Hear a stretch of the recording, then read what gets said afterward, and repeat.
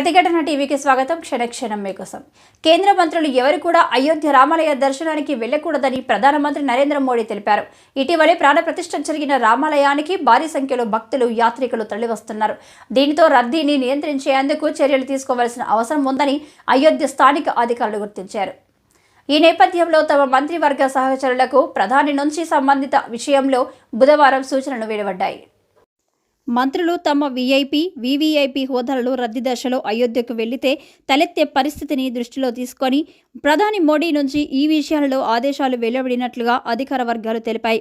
ఫిబ్రవరి వదిలేసి మంత్రులు అయోధ్యకు మార్చి నెలలో వెళ్లవచ్చని, అప్పటి వరకు తమ పర్యటన వాయిదా వేసుకోవాలని ప్రధాని కోరినట్లు వెల్లడించారు.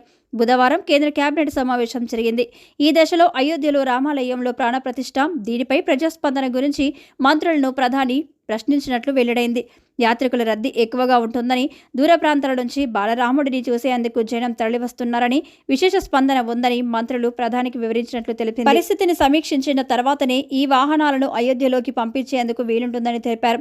నెల రోజుల పాటు మంత్రులు, ఉన్నతాధికారులు, సెలబ్రిటీలు ఎవరు కూడా దర్శనానికి రాకుండా ఉండడం మంచిదని అధికారులు సూచిస్తున్నారు. ఈ విషయాన్ని ప్రధానికి తెలియజేయడంతో దీనికి అనుగుణంగానే ప్రధాని ఇప్పుడు మంత్రులకు దీనిపై తగు సలహాలు వివరించినట్లుగా వెల్లడైంది.